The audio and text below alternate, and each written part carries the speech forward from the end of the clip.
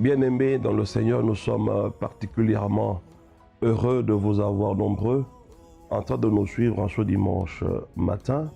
Que la paix du Seigneur soit avec vous de partout où vous êtes en train de nous suivre. Les temps de qualité, c'est aussi le dimanche matin, des moments pendant lesquels nous sommes en train de parler du Saint-Esprit et de son œuvre dans l'homme. Rappelez-vous déjà, toutes les fois passées, nous étions en train de parler du Saint-Esprit dans l'homme comme couronnement de la rédemption. Il est vrai que Jésus-Christ nous a tout accompli. Jésus a tout fait pour nous. Mais seulement nous avons comme l'impression que la plupart des gens ne vivent pas en pratique tout ce pourquoi Jésus a déjà payé le prix. Le prix a été payé, c'est le sang qu'il a versé pour nous. Et par conséquent, nous avons été rachetés. Nous avons été donc délivrés. Et la Bible déclare qu'il a acquis pour nous une rédemption éternelle. En d'autres termes, nous avons reçu une délivrance éternelle qui équivaut à une défaite, un échec éternel de Satan, le diable. Nous sommes donc dans une victoire éternelle dans tous les domaines de notre vie. Mais cependant, il est de plus en plus difficile de rencontrer véritablement des chrétiens victorieux en ce temps de l'Église. Simplement parce que plusieurs n'ont pas compris comment peut-on passer de tout ce que Christ a accompli certes pour nous et le vivre d'une manière pratique. Alors en ce moment, il faut à tout prix que nous apprenions à collaborer avec le Saint-Esprit. Parce qu'en fait, le Saint-Esprit vient matérialiser dans nos vies tout ce que nous avons et tout ce que nous sommes en Jésus-Christ. Nous ne sommes pas de ces gens qui courent derrière les gens qui courent derrière des bénédictions, derrière certains biens matériels, mais nous avons la personne du Saint-Esprit en nous.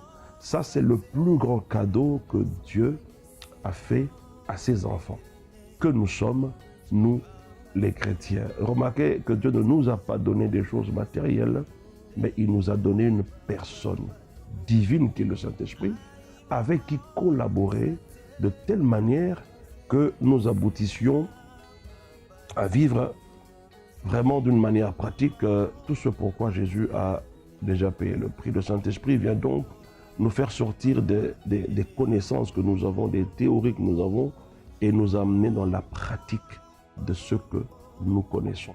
Mais nous devons d'abord commencer par connaître et après composer avec le Saint-Esprit pour que ce que nous connaissons de ce que Christ a accompli pour nous devienne d'application dans nos vies. Alors, les dernières fois, nous étions en train de vous expliquer que certes, le Saint-Esprit est là, et même lorsque nous disons que le Saint-Esprit est notre aide, c'est comme quelqu'un qui veut transporter quelque chose qui pèse. Et il demande à son frère de l'aider par rapport à cela. Cela ne veut pas dire que c'est la personne qui vient m'aider qui va faire le gros du travail. Non, j'ai ma part et lui aussi a sa part. Je tiens d'un côté et lui aussi il tient de l'autre, afin qu'ensemble nous conjuguions les efforts à transporter ce poids. C'est à ce moment-là que mon frère vient m'aider. C'est comme lorsqu'on dit que le Saint-Esprit est une aide. Il vient nous aider. Cela ne veut pas dire que le Saint-Esprit fera le 100% du travail. Non. Le Saint-Esprit fera sa part du travail et nous aussi nous avons notre part. Et donc, la responsabilité est partagée. Le Seigneur ne fera pas tout pour nous, mais le Seigneur fera ce que l'homme est incapable de faire. Et dans ce que Dieu fait, en fait, le Seigneur nous capacite. Le Seigneur nous donne les aptitudes qu'il faut afin que nous atteignions le but qu'il nous a assigné. Nous avons vu cela la session passée où à chaque difficulté, le Seigneur capacitait ses serviteurs de manière à faire face à cette situation. Et donc c'est dans la même lancée que nous allons encore continuer ce dimanche matin et nous allons rentrer au commencement. Vous savez, mes chers frères, n'eût été le péché, nous pensons humblement que s'il fallait malgré cela qu'il y ait une Bible, la Bible n'aurait que 2 chapitres à peine. voyez-vous, avant que l'homme ne pêche, lorsque vous commencez du premier chapitre juste avant que l'homme ne pêche dans Genèse, et que vous compreniez exactement ce que Dieu voulait de la vie de l'homme, eh bien, croyez-moi, vous serez vraiment dans la révélation de ce que vous êtes appelés à faire ici sur la terre. Et même Jésus, quand il est venu, la Bible dit que le don et l'appel de Dieu sont irrévocables. Les choses auxquelles Dieu nous a appelés et les choses, n'est-ce pas, auxquelles qu'il a investi à l'intérieur de nous, Jésus n'est pas venu enlever tout cela. Mais Jésus est simplement venu pour que l'homme rentre dans la position initiale qu'il a perdue au travers d'Adam déchu. Et donc il est important, même dans le domaine du mariage, lorsque Jésus a donné son avis par rapport au mariage, quand on lui posera la question de savoir est-ce qu'il était convenable de repudier sa femme pour une raison quelconque. Jésus va dire automatiquement que au commencement, il n'en était pas ainsi. Et donc il y a beaucoup de choses que nous sommes en train de vivre aujourd'hui, un style de vie qui n'est pas conforme à ce que le Seigneur avait établi au commencement. Et Jésus est venu justement pour rétablir cette réalité, afin que nous rentrions dans cette position initiale que nous avons perdue avec Adam déchu. Et donc au commencement, qu'est-ce que Dieu voulait? En nous créant, vous allez vous rendre compte que le principe demeure, lequel c'est que Dieu a sa part et l'homme aussi a sa part. Dieu a sa responsabilité et l'homme aussi a sa responsabilité. Écoutez, ne soyons pas ce genre de chrétiens. On a donné ce genre d'exemple la fois passée, qui devant un défi, qu'est-ce qu'ils font? Ils disent Seigneur, descends, agis. Non, il ne descendra pas, parce que déjà il est en toi. Alors quand tu dis descends, agis, tu parles de quel Dieu? Dieu est en toi. Maintenant, Dieu ta capacité, même de sa présence à l'intérieur de toi. Mais le comble, c'est que les gens veulent sentir au travers de leurs 5 sens qu'il y a une certaine présence surnaturelle en eux. Cela ne dépend pas de ce que je sens, mais cela dépend de ce en quoi je suis en train de croire.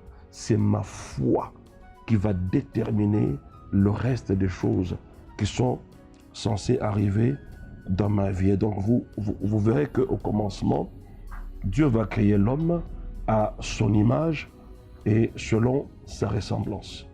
Et vous remarquerez que lorsque le Seigneur va terminer de créer ainsi l'homme, Dieu va poser un premier geste dans la vie de l'homme. Avant même que Dieu ne dise à l'homme comment tu es censé vivre cette vie pour laquelle je t'ai créé, Dieu va poser un geste. Un geste combien important, mais qui échappe à beaucoup de gens. Nous allons lire ça dans Genèse, au chapitre 1. Allons donc dans Genèse et vous allez voir ce qui échappe beaucoup aux hommes. Nous sommes au verset 28. La Bible déclare ceci. Dieu les bénit. Bon, je prends le verset 27. Dieu créa l'homme à son image, il le créa à l'image de Dieu, il créa l'homme et la femme. Dieu les bénit et Dieu leur dit. Remarquez très bien. Avant que Dieu ne dise à l'homme, par exemple, va faire ceci ou va faire cela, Dieu a pris soin de bénir l'homme. Et qu'est-ce que cela signifie exactement? C'est là que vous comprendrez que bénir l'homme, c'est de la responsabilité de Dieu. Et par conséquent, l'homme a maintenant la responsabilité de vivre les réalités pour lesquelles Dieu l'a créé avec l'aide de cette bénédiction. Et donc déjà, vous pouvez comprendre que bénédiction ici n'a rien à voir avec le matériel. Bénédiction ici n'a rien à voir avec l'argent. Parce que généralement, c'est lorsqu'on vous tend un billet de banque que nous disons que on m'a béni avec de l'argent. Non, c'est la capacité qui fait que l'argent vienne vers toi qui s'appelle bénédiction. Vous comprenez cela, mes chers frères? Parce qu'il y a un principe dans la Bible. Lorsque un mot est utilisé dans la Bible, faites des recherches de manière avoir l'endroit où ce mot a été utilisé pour la première fois. Et là, vous avez plus de 90% de chances de comprendre le vrai sens de ce mot. Et donc, pour la première fois que Dieu va utiliser le mot bénédiction en faveur de l'homme, la question est posée de savoir qu'est-ce que cela veut dire. Et la deuxième question, lorsqu'il les bénit, qu'est-ce que Dieu leur a donné sur le plan matériel? Il ne leur a rien donné sur le plan matériel. Mais ce qui est important, lisez bien ces deux versets, le verset 27 et le verset 28 de Genèse au chapitre 1, vous allez vous rendre compte qu'effectivement Dieu a créé l'homme. Il les créa, l'homme et la femme. Et puis après, qu'est-ce qu'il va faire? Avant de leur dire, soyez féconds, multipliez, remplissez, dominez, assujettissez. Qu'est-ce que Dieu fait? Il les bénit d'abord. Sans la bénédiction, l'homme serait incapable d'être fécond, de se multiplier, de remplir la terre, de dominer et d'assujettir. Et très souvent, lorsque je lis ce texte de Genèse au chapitre 1, verset 28, je le compare un tout petit peu à Matthieu 28, lorsque Jésus dit « Allez et faites de toutes les nations mes disciples ».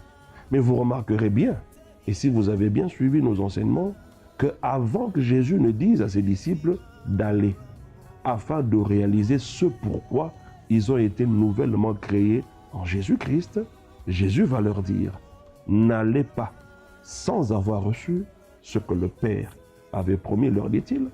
Jean a baptisé d'eau, mais vous, dans peu de jours, vous serez baptisés du Saint-Esprit. Et donc, la capacité ou la bénédiction de Dieu pour l'Église, c'est le Saint-Esprit, c'est la Pentecôte. Voilà pourquoi, les fois passées, nous avions appelé la Pentecôte comme étant la bénédiction de l'Église. Sans ce qui s'est passé le jour de la Pentecôte, eh bien, les chrétiens seront incapables de réaliser le but pour lequel Christ les avait nouvellement créés en lui. Donc, et ce qui s'est passé au commencement, et c'est que Jésus va faire par la suite, Jésus vient simplement restaurer l'homme dans ce qu'il avait perdu. Et quand on parle de restauration, on ne fait pas allusion au fait que j'avais une seule voiture, je n'en avais pas, maintenant j'en ai plusieurs, j'ai 50 villas, j'ai une garde-robe remplie, bien garnie, des paires de chaussures, n'en parlons pas, ainsi de suite. Non, restauration n'a rien à voir avec tous ces biens matériels. En fait, nous avons donné certaines définitions liées à la chair, liées à la convoitise de la chair, à certains termes bibliques, et à partir de ce moment, nous avons même perdu le vrai sens de ces termes dans nos vies. Bénédiction n'est pas égale à matériel, mais bénédiction est égale à la capacité, n'est-ce pas, d'avoir la capacité de vivre la vie pour laquelle Dieu nous a établis ici sur la terre. Oui, nous avons cru au Seigneur Jésus. Alors comment pouvons-nous vivre comme Christ le veut? C'est seulement lorsque nous sommes remplis du Saint-Esprit et revêtus de sa puissance. C'est en fait presque les mêmes éléments, le même sens de programme que le Seigneur a donné au commencement. Il crée l'homme et Jésus nous a nouvellement créés, n'est-ce pas, en Dieu, pour un but. Il y a un but, voyez-vous. La Bible déclare notamment dans l'évangile de Jean, on dit que tout n'a pas été écrit de Jésus, mais le peu qui avait été écrit, c'était que lorsque vous lirez, que vous croyez que Jésus est le Christ, le Fils du Dieu vivant, et qu'en croyant en lui, que vous receviez la vie en son nom. Remarquez que même pour croire en Jésus-Christ, afin d'être nouvellement créé en lui, eh bien, il ne s'agit pas des choses matérielles. Voyez-vous, que vous recevez en retour, mais plutôt la vie. C'est la même chose avec ce qui se passe ici, dans Genèse. Donc, Dieu est tout à fait clair dans son plan. Dieu est tout à fait clair dans son langage.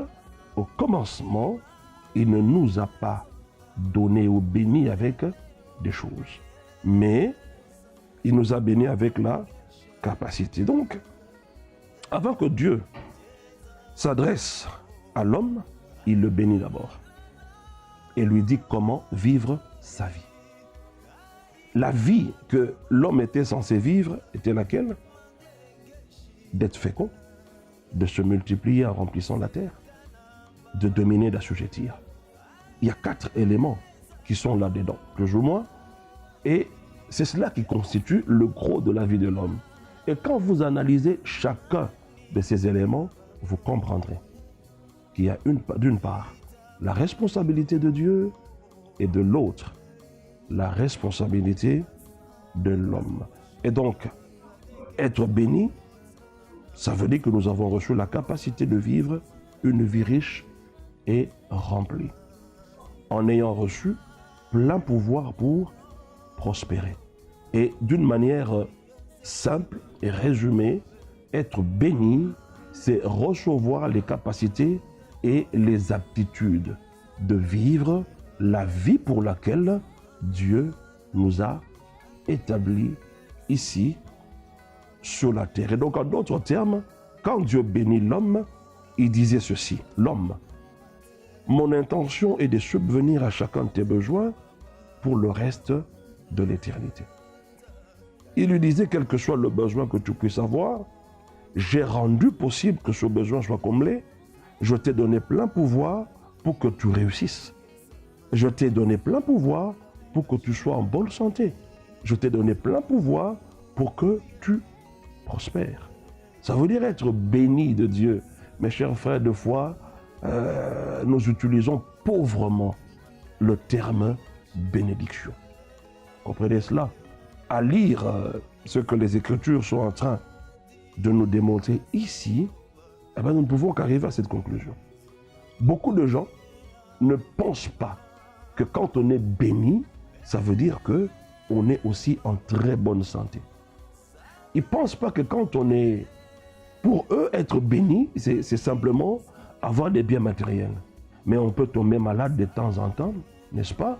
Mais du moment que j'ai l'argent, donc je suis béni. Non. Être béni, ça englobe tout. Ça veut dire que les besoins sont pourvus. J'ai reçu la capacité de prospérer, de réussir dans ce que je veux entreprendre. J'ai reçu plein pouvoir d'être en très bonne santé, mentale, physique et spirituelle. Je n'ai vu nulle part, lorsque l'homme a été créé, à l'image et la ressemblance de Dieu, et que Dieu le bénit. Après, il y a des prescriptions médicales pour la vie de l'homme, en prévision du fait que l'homme pourrait tomber de temps en temps malade. Non. Mais c'est lorsque l'homme a péché que toutes ces choses-là ont commencé à se faire dans la vie de l'homme. Et Jésus est venu, comme on l'a dit, on l'a redit, c'est pour nous restaurer dans cette position initiale. Et, croyez-moi, le principe demeure, Dieu a sa responsabilité, laquelle? Celle de nous bénir. Maintenant, la responsabilité de l'homme, il te dit, premièrement, sois fécond. Qu'est-ce que cela veut dire? Dans la fécondité, lorsqu'on dit soyez fécond, ça ne veut pas dire ayez des enfants. La fécondité n'a rien à voir avec le fait d'avoir des enfants. Est-ce que vous comprenez cela? Généralement, lorsque nous bénissons les mariages et qu'on nous dit « soyez féconds, multipliez-vous », nous pensons que fécondité est synonyme de « multipliez-vous ». Cela n'est pas le cas. Donc être fécond n'a rien à voir avec la concupiscence. C'est-à-dire ce penchant que nous avons à nous laisser entraîner par des désirs sensuels. En fait, c'est la chair. Quand vous comprenez le sens d'être fécond, vous sortez aussi de la vie de la chair. Alors, au lieu de saisir le plan merveilleux de Dieu, parce que globalement, c'est un plan que Dieu a donné à l'homme. Et pour ce plan, Dieu nous a capacités. Au lieu de voir et de saisir ce plan merveilleux de Dieu avec l'homme, ce dernier, c'est-à-dire l'homme,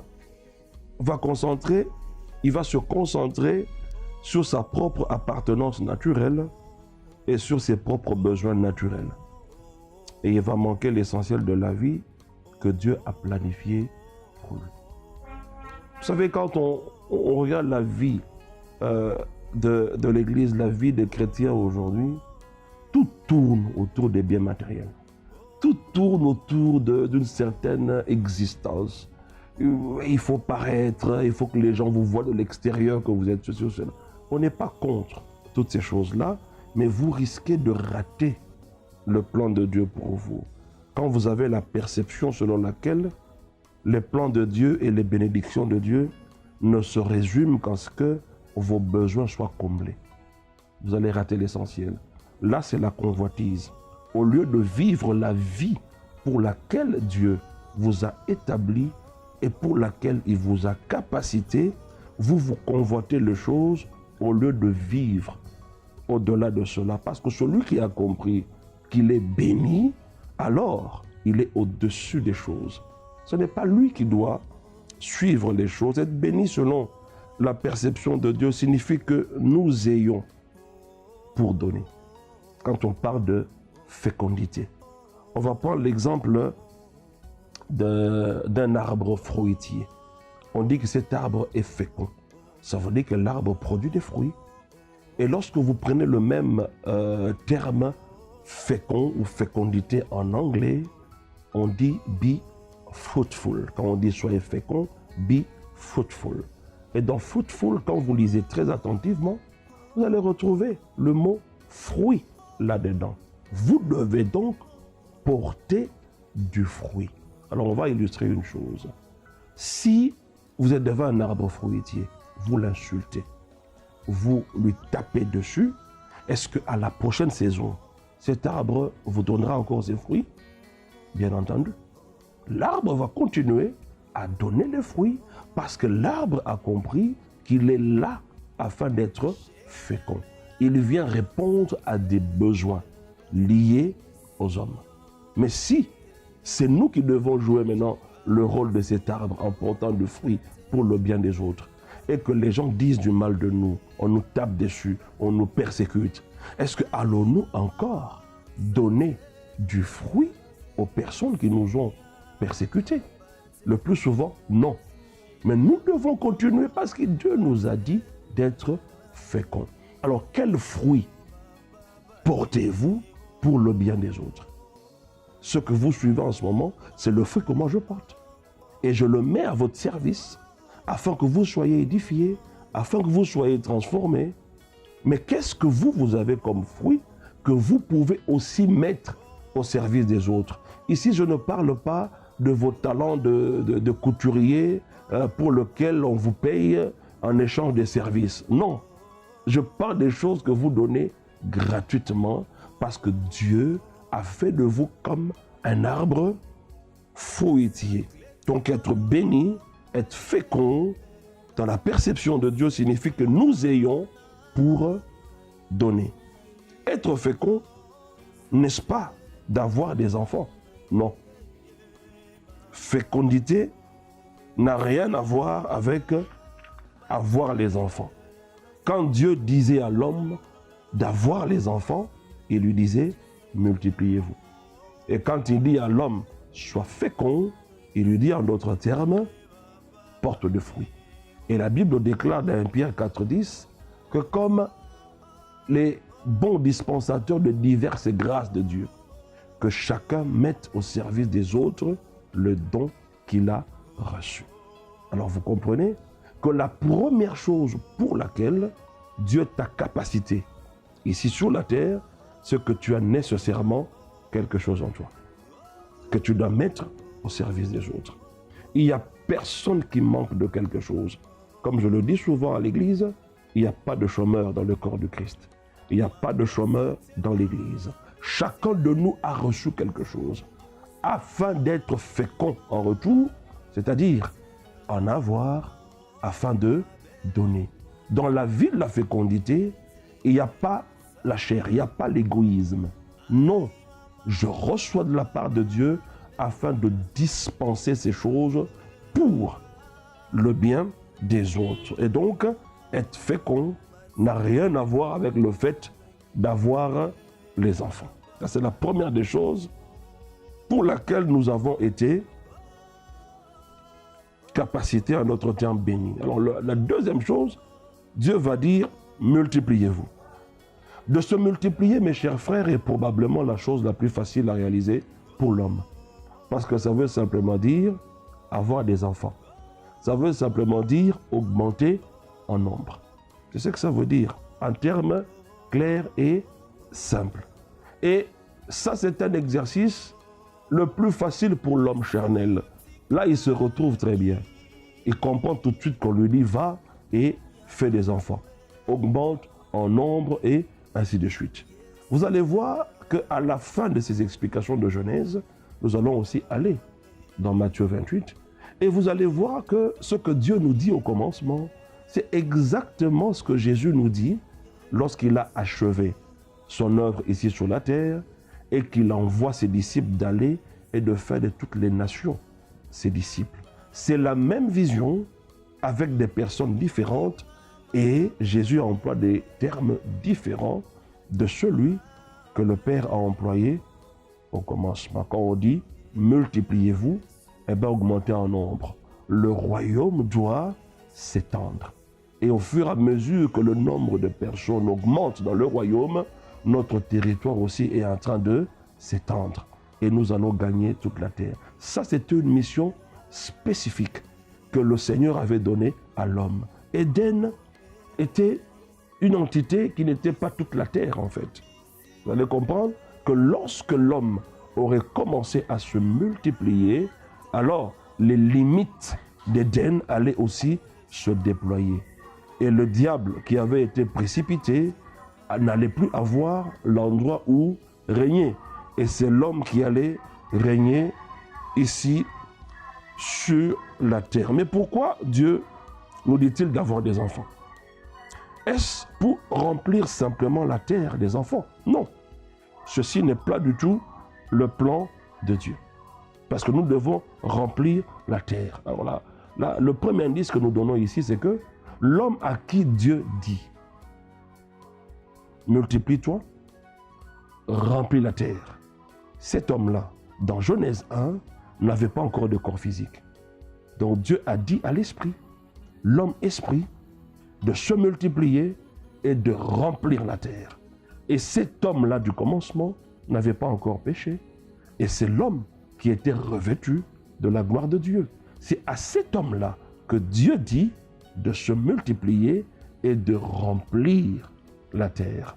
Mais lorsque le péché entra, vous ne comprenez pas que quelque part, ce verbe-là, d'aller remplir la terre, a connu un sérieux problème, parce que dès lors que le péché entra, tout celui qui est né d'un homme et d'une femme est né sous l'empire du péché. Il est pécheur. Donc Dieu ne nous envoie pas ici à remplir la terre simplement avec des enfants nés sous l'empire du péché. Mais vous comprendrez que quand on parle de remplir la terre, cela équivaut à ceux qui ont compris le sens de l'évangélisation. Parce que lorsque les gens croient au Seigneur Jésus, ils sont restaurés dans la position initiale que nous avions perdue avec Adam déchu. Donc vous devez très bien comprendre que nous ne devons pas remplir la terre avec les païens. Et donc on peut être père de famille, on a eu autant d'enfants. Et parmi ces enfants, combien sont-ils en Christ? Voilà votre responsabilité. Quand on vous dit de remplir, Dieu t'a capacité pour ça. Il t'a donné la bonne santé afin de procréer. Et lorsque ces enfants-là naissent, tu as la responsabilité de les amener à Christ. S'ils ne sont pas sauvés par Jésus-Christ, alors vous n'êtes pas de la catégorie de ceux qui se multiplient selon Dieu et qui remplissent la terre selon Dieu. Donc quand on dit multipliez-vous, cela ne veut pas dire que nous allions simplement et avoir des bébés partout. On l'entend, hein? Voilà, Dieu a dit allez multipliez-vous. À peine on se marie, donc nous savons que nous devons avoir les enfants. Et on dit pourquoi? Parce que Dieu a dit multipliez-vous. Ça nous comprenons. Ça c'est le langage de l'homme charnel. Mais l'homme spirituel comprend que depuis que le péché entra, il y a une responsabilité derrière le fait de se multiplier. Laquelle? J'ai des enfants, oui, mais ce sont des enfants nés naturellement. Et tous ceux qui sont nés ainsi sont nés sous l'empire du péché. Ils sont donc pécheurs. C'est-à-dire, enfants de Satan. Et donc il faut maintenant les amener à Christ afin de remplir la terre avec ceux-là qui sont couronnés de gloire. Et le mot, le verbe remplir ici, dans sa signification, veut simplement dire mettre de nouveau ou mettre quelque chose de neuf. Et donc quand Dieu dit de remplir, il nous dit de remplir le monde avec des nouvelles créations. Quand vous lisez Exode chapitre 33, verset 22, et lorsque vous lisez Nombre 16, verset 42, quand Moïse voulut voir Dieu dans Exode 33, Dieu laissa passer sa gloire devant. Et quand Israël s'assembla contre Moïse et Aaron, dans Nombre 16, verset 42, Dieu vint et sa gloire apparaît. Et donc Dieu décrit exactement à quoi il ressemble. Il ressemble à sa gloire. Voyez-vous? Et à Éden, avant le péché, l'homme était couvert de la gloire de Dieu. Et c'est à cet homme-là, alors couvert de la gloire de Dieu, que Dieu dit, allez et remplissez la terre en vous multipliant. C'est à cet homme-là que Dieu a dit. Alors dès lors que le péché entra, alors vous devez reconsidérer ces paroles du Seigneur quand il dit, multipliez-vous et remplissez la terre. Alors on va lire Nombre chapitre 14. Nous allons plus ou moins nous arrêter à ce niveau-là. Nombre 14. On va lire le verset 21. La Bible déclare ceci. Mais je suis vivant et la gloire de l'Éternel remplira toute la terre. Alors comment pensez-vous que la gloire de l'Éternel remplira toute la terre? Si nous ne faisons pas ce travail-là, de nous multiplier en remplissant la terre avec quelque chose de neuf, qui est la nouvelle création. Combien d'enfants avez-vous engendré dans le Christ? C'est de ça qu'il s'agit ici, quand le Seigneur dit multipliez-vous et remplissez la terre. Alors mes chers frères, nous avons pris deux éléments qui constituent le plan de Dieu pour l'homme ici sur la terre. Lorsque Dieu a créé l'homme, ce n'est pas parce que Dieu manquait à faire. Mais en créant l'homme, Dieu avait réellement un plan derrière cela. Et lorsqu'il nous a créés, il a partagé avec nous tout ce qu'il est et tout ce qu'il a. Il a partagé avec l'homme sa vie, sa nature, son pouvoir, son autorité. À tel point qu'il dit à l'homme créé au commencement, domine et assujetti. Mais il va dominer avec quoi? Avec la domination de Dieu. Il a l'autorité de Dieu. Et c'est cela qu'il va exprimer d'une manière pratique ici sur la terre.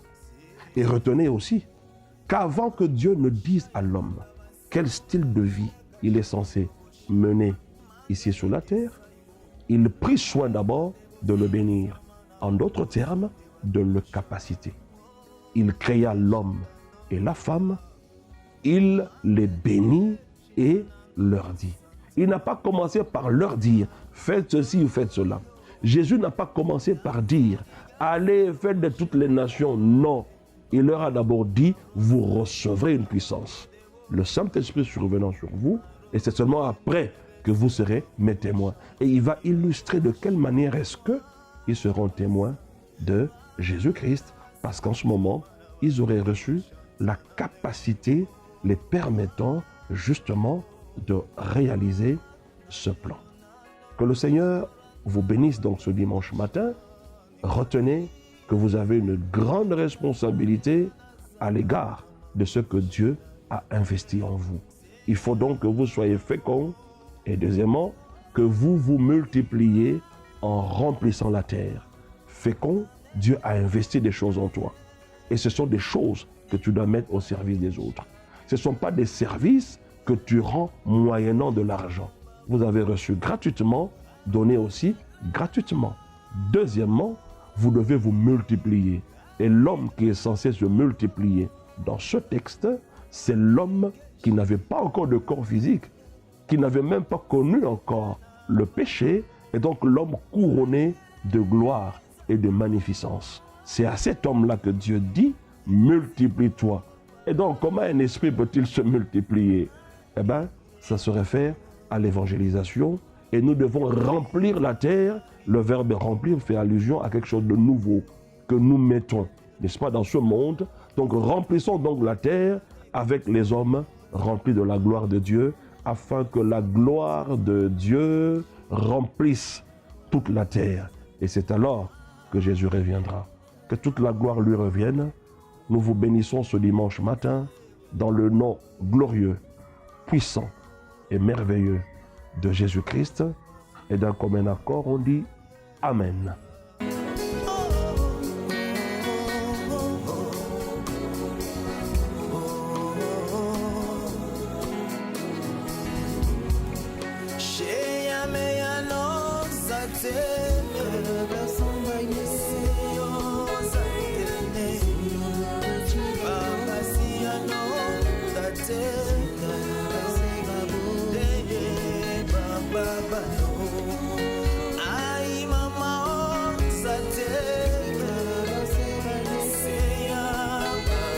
Say